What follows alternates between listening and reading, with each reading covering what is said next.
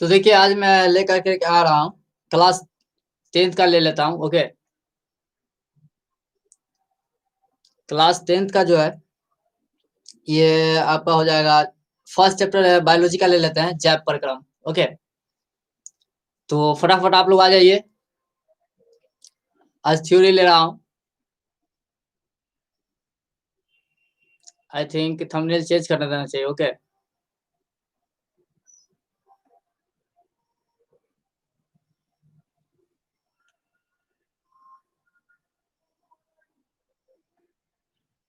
तो खैर चलिए। तो देखिए आप लोग जल्द से जल्द आ जाइए। देखिए सबसे पहले तो क्लास 10th का जो है ये फर्स्ट चैप्टर है जैव प्रक्रम। ओके, तो इस जैव प्रक्रम आज हम पढ़ लेते हैं, क्योंकि देख रहे हैं आप लाइट नहीं है मेरे इधर। और क्योंकि मैं आज 9th का क्लास लेने वाला था तो आज नहीं ले पाऊंगा, और मैं ले रहा हूँ क्लास 10th का बायोलॉजी। ठीक है, बायोलॉजी का जो है फर्स्ट चैप्टर मैं लेने वाला हूँ, जो कि फर्स्ट चैप्टर में है जैव प्रक्रम। जैव प्रक्रम हम आज पढ़ेंगे। तो अगर आप लोग पढ़ने इच्छुक है तो फिर आप लोग पढ़ सकते हैं। तो और हमारे चैनल को सब्सक्राइब नहीं किया तो सब्सक्राइब कर लीजिए, बेल आइकन को भी दबा लीजिए, क्योंकि इस तरह के वीडियो आपको समय समय मिलता रहेगा। क्योंकि मैं इस यहाँ पे ओनली फॉर भारतीय वन बुक से ही रिलेटेड लाते रहता हूँ। तो देखिए सबसे पहले बात तो ये जान लेते हैं हम कि जैव प्रक्रम। और जैव प्रक्रम को जानने से पहले हमको ये पता होना चाहिए कि सजीव क्या होता है और निर्जीव क्या होता है। ओके, सजीव क्या होता है और निर्जीव क्या होता है। तो देखिए सजीव हम किसे कहेंगे?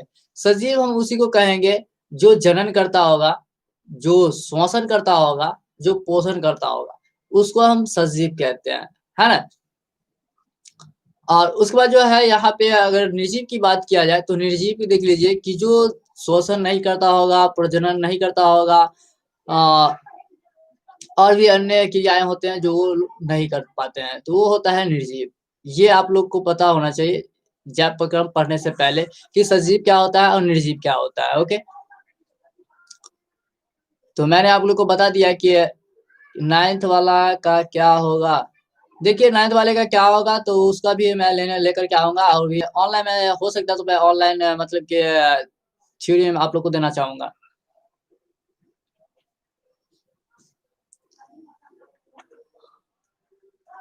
और 9th का बायोलॉजी बताइए, बताऊंगा। 9th का भी बायोलॉजी बताऊंगा। ओके, तो आज आज हम फिलहाल इसको लेकर के आ रहे हैं। ओके,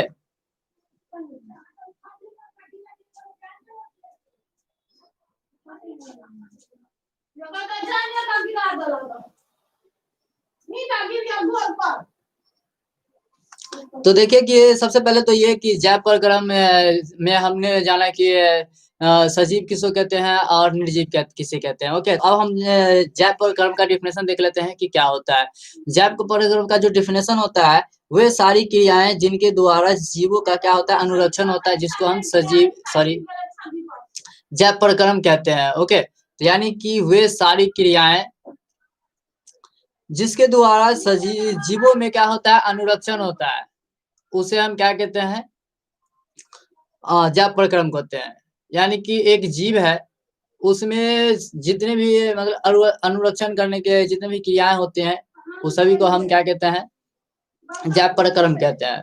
ओके, उसके बाद देखिए पोषण क्या होता है उसके बारे में हम बात कर लेते हैं। तो देखिए कि पोषण किसे कहेंगे। तो देखिए जैविक प्रक्रियाओं के संचालन, वृद्धि, टूटने फूटने को रोकने कार्यों के लिए जीवों को ऊर्जा की आवश्यकता होती है। यानी कि देख लीजिए कि क्या होता है कि पोषण में क्या होगा कि मतलब कि जैविक प्रक्रियाओं के संचालन करने के लिए, यानी वृद्धि करने के लिए, या मतलब कि कोई भी चीज टूट फूट जाता है तो उसको ऐड करने के लिए, जोड़ने के लिए, जुटने के लिए, ओके, कार्यों के लिए जीवों का ऊर्जा की आवश्यकता पड़ती है।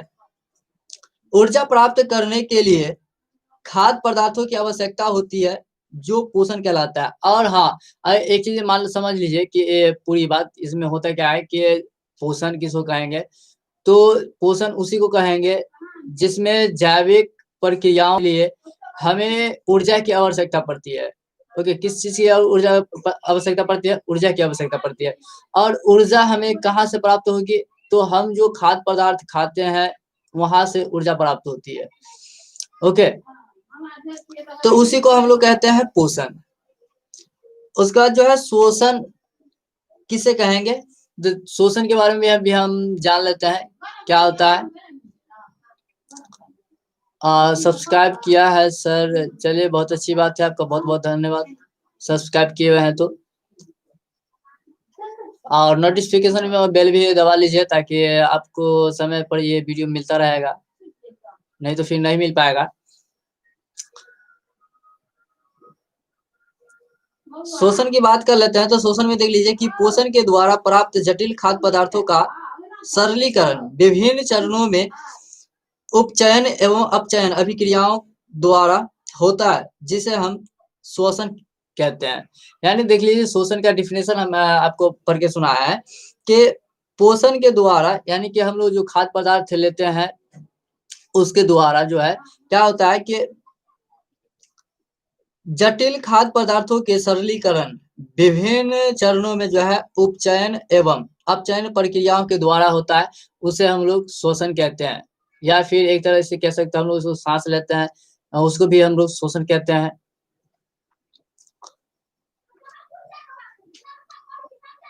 इसमें ऑक्सीजन का उपयोग करते हैं एवं इससे ऊर्जा मुक्त होती है। और हम लोग क्या करते हैं कि शोषण में जो है ऑक्सीजन का भी उपयोग लेते हैं, उपयोग में लाते हैं शोषण में। जो हम लोग सांस लेते हैं, हवा लेते हैं, क्या से लेते हैं, वो ऑक्सीजन लेते हैं। उसके बाद जो है परिवहन तंत्र क्या होता है, उसके बारे में भी जान लेते हैं। तो देखिए परिवहन तंत्र क्या होता है। बहुकोशिकीय जीवों में खाद्य पदार्थों एवं गैसों के परिवहन के लिए परिवहन तंत्र होता है। यानी कि कहा जाता है कि बहुकोशिकीय जीव यानी जिस जीव में बहुत मतलब कि कोशिका होते हैं, एक से अधिक कोशिकाएं होती हैं। और किसी-किसी में एक कोशिका होता है, जैसे कि अमीबा, अमीबा को में एक ही कोशिका पाया जाता है। उ उसके अंदर जितने भी वर्क होते हैं, वो एक ही कोशिका के द्वारा वर्क होते हैं। और उसके बाद जो है यहाँ पे बहुकोशिकीय जीवों में यानी बहुकोशिकीय जीवों में क्या होता है कि जितने भी कार्य होते हैं, उस हर एक कार्य के लिए अलग-अलग कोशिका पाया जाता है। तो उसमें उसको हम कहेंगे यानी समझ आइए कि जिस जीव में मतलब एक से अधिक कोशिका होता है, उसको हम बहुकोशिकीय जीव कहते हैं। और जिसमें एक कोशिका पाया जाता है, उसको हम एक कोशिकीय जीव कहते हैं। तो यहाँ पे बहुकोशिकीय जीव का की बात हो रही है कि बहुकोशिकीय जीवों में जो है खाद्य पदार्थों एवं गैसों का परिवहन करने के लिए एक परिवहन तंत्र होता है स्पेशल। ओके,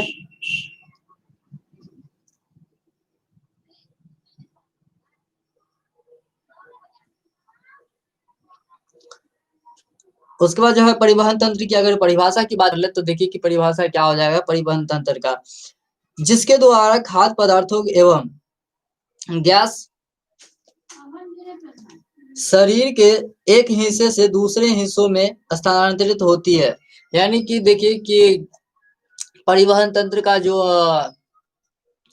ये परिभाषा होगा, जिसके द्वारा खाद्य पदार्थों का और गैसों का जो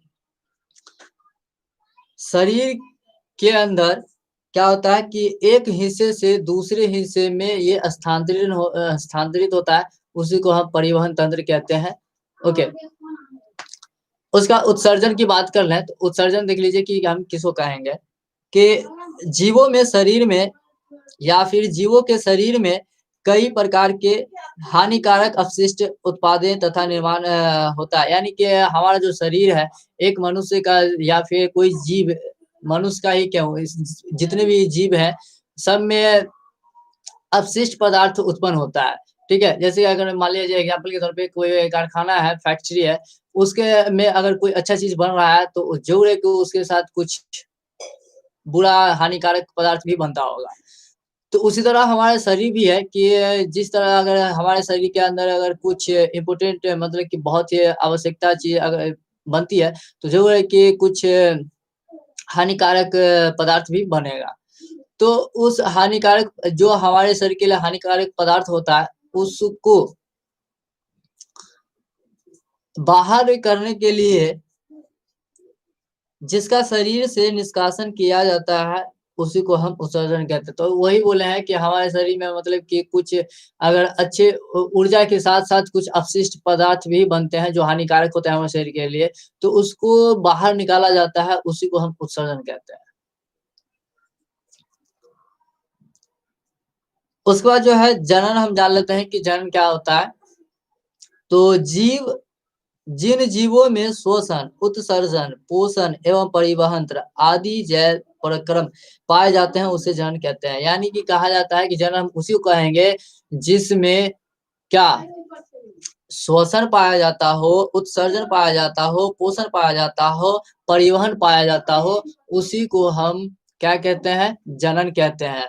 अगर आसान भाषा में अगर इसको कहा जाए, अगर जनन का डेफिनेशन तो इसमें हम ऐसे कह सकते हैं कि जो जीव वृद्धि करता हो, शोषण करता हो, पोषण करता हो, उत्सर्जन करता हो, परिवहन करता हो, उसको हम लोग क्या कहते हैं? जनन कहते हैं। अब देख लीजिए पोषण की बात कर लें और पोषण का आई थिंक डेफिनेशन आपको मैं बताया था ऊपर, ओके। फिर भी मैं अभी बता दे रहा हूँ। पोषण का विधि मतलब कि डेफिनेशन की बात अगर कहा जाए तो वह विधि जिससे जीव पोषक तत्वों को ग्रहण कर उनका उपयोग करते हैं पोषण कहलाता है। मतलब कहा जाता है कि वह जीव जिससे वह विधि यानी पोषण वह विधि है जिससे जीव क्या करता है? पोषक तत्वों को ग्रहण करता है। क्या करता है? ग्रहण करता है। उसी को हम लोग क्या करते हैं? क्या कहते हैं? पोषण कहते हैं। पोषण 2 तरह के होता है। एक तो स्वपोषण होता है, दूसरा स्वपोषण होता है। क्या होता है? स्वपोषण होता है और दूसरा क्या होता है? स्वपोषण होता है। और दूसरा होता है परपोषण। स्वपोषण, परपोषण। क्या है? पोषण 2 तरह के होते हैं, 2 प्रकार के होते हैं। पहला स्वपोषण, दूसरा परपोषण। अब इस बारी-बारी से इसकी बात भी कर लेते हैं कि स्वपोषण किसको कहेंगे और परपोषण किसको कहेंगे। तो देख लीजिए सबसे पहले तो हम स्वपोषण की बात कर लें, तो स्वपोषण ऐसे जीव जो भोजन के लिए अन्य जीवों पर निर्भर न रह करके अपना भोजन स्वयं संश्लेषित करते हैं, उसे स्वपोषी कहते हैं या फिर स्वपोषण कहते हैं। अब देख लीजिए कि स्वपोषण किसको कहेंगे? स्वपोषण उसी को कहेंगे यानी देखिए इसके नाम से ही पता चल रहा है कि इसका पूरा डेफिनेशन स्वपोषण, स्व मतलब स्वयं, पोषण आप जानते ही हैं। तो स्वपोषण यानी कि वैसा जीव जो दूसरे पे निर्भर न रह करके अपना भोजन खुद निर्माण करता हो, उसको हम लोग स्वपोषण कहते हैं। ये हो गया क्लियर? या इसको आसान भाषा में कहेंगे तो ऐसे कह सकते हैं कि ऐसे जीव जो अपना भोजन स्वयं बनाता हो, दूसरे पे निर्भर नहीं रहता हो, उसको हम स्वपोषण कहेंगे। अब बात कर लेते हैं परपोषण की। तो देखिए परपोषण की बात करें तो परपोषण का इसका ठीक उल्टा हो जाएगा। यानी स्वपोषण में क्या होता था कि क्या है देखिए नहीं देते हैं। हाँ हो रहा होगा। हेल्प सर मेरा नेम क्या है? इस्माइल है सर। आप 10th क्लास नहीं पढ़ाते हैं? पढ़ाएंगे, 10th को भी लेकर चलेंगे। 10th को भी हम मैं पढ़ाने वाला हूँ और अभी आई थिंक 10th का भी क्लास ले रहा हूँ जो कि बायोलॉजी है। और इसमें फर्स्ट चैप्टर लेकर के चल रहा है जो कि जिसमें फर्स्ट चैप्टर का नाम है जैव प्रक्रम। और इस जैव प्रक्रम को ही लेकर के आज चल रहा है। और भी दिन दूसरे दिन आएंगे तो वहाँ पे लेके चलेंगे। स्टडी विथ अवतार मस्जिद। अरे आप मेरे चैनल सब्सक्राइब किए हैं? देखो जी अभी मैं सब्सक्राइब नहीं किया हूँ लेकिन मैं कर दूंगा, ओके। और इनसे अभी मुझे आज बात भी हुई है स्टडी विथ ऑथर मस्जिद। इससे मुझे बात भी हुई है। आज इन्होंने मुझसे कॉल पे बात किया है, फोन पे बात किया है। मतलब इसको इसके पास इनके पास कुछ डाउट था, तो वो अपना डाउट क्लियर करने के लिए मुझे कॉल किया हुआ था। वो भी यूट्यूब से रिलेटेड डाउट क्लियर करना था इनको, तो कॉल से मुझे बात किया था। तो आई थिंक इनके पास इनका जो डाउट था वो क्लियर हुआ कि नहीं हुआ, वो आ, चलिए अच्छी बात है, आप कर दिए हैं तो।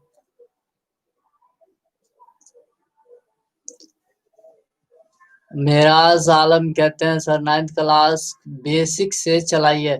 जी हाँ, बेसिक से चलाने की सोच रहे हैं, लेकिन आप लोग का जो कमेंट आता है ना, वो तो उसमें मैं कंफ्यूज हो जाता हूँ कि मैं किसको बताऊं या किसको नहीं बता पाऊं। अगर मैं कमेंट को लेकर के अगर चलता हूं तो फिर आगे पीछे हो जाता है, तो इसमें प्रॉब्लम हो जाता है। लेकिन आई थिंक 9th क्लास का जो है मिनिमम सभी चैप्टर का कुछ ना कुछ वीडियो मैं अपलोड कर चुका हूँ। तो अब मैं जो है बेसिक से लेकर के चलूंगा, एकदम शुरू से लेकर के चलूंगा, स्टार्टिंग से। ओके, मैं लेकर के चलने वाला हूँ। स्टडी विथ अवतार मस्जिद कहते हैं, क्या बात क्या था। देखिए सबसे पहले तो चलिए, वो तो खैर दूर की बात है, तो हम पहले यहाँ पे की बात कर लेते हैं। तो देखिए कि हम प्रपोशन की बात कर रहे थे। तो प्रपोशन में क्या होता है कि देखिए कि मतलब कि स्वपोषण का ठीक विपरीत हो जाता है इस प्रपोशन का। ओके, तो यहाँ पे देखिए कि स्वपोषण में क्या होता था कि वैसा जीव जो अपना भोजन स्वयं बनाता था, खुद बनाता था, उसको हम लोग स्वपोषण कहते थे। ठीक उसी तरह इसका विपरीत हो जाएगा किसका, परपोषण का, कि वैसा जीव जो दूसरे पे निर्भर रह करके अपना भोजन निर्माण करता है, उसको हम परपोषण कहते हैं। इसका भी नाम से भी पता चल रहा है कि परपोषण, पर मतलब दूसरे पर, परपोषण जानते हैं पोषण, तो इस हिसाब से इसका डिफिनेशन निकल जाता है। उसके बाद जो है परपोषण के प्रकार, यानी परपोषण के जो है 3 प्रकार होता है। परपोषण के 3 प्रकार होता है। पहला होता है मृत जीवी पोषण, और दूसरा होता है परजीवी पोषण, और तीसरा होता है प्राणी संपोषण। यानी कि परपोषण के 3 प्रकार होते हैं। पहला मृतजीवी पोषण, दूसरा प्राजीवी प्राजीवी पोषण, और दूसरा होता है प्राणी संपोषण।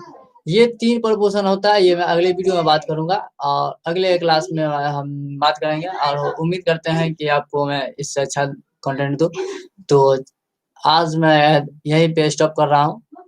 सो मेरे अगले लाइव पे क्लास कोशिश किए, हो सकता है तो मैं आप लोगों को कल, हाँ कल कल आप लोग को लैब दूंगा 9th के लिए। हाँ जरूर। तो कल फिर हम लाइव आएंगे, और हो सकता है तो कल मैं ठीक से दूंगा। तो चलिए, आज के लिए इतना ही, बात करेंगे अगले क्लास में।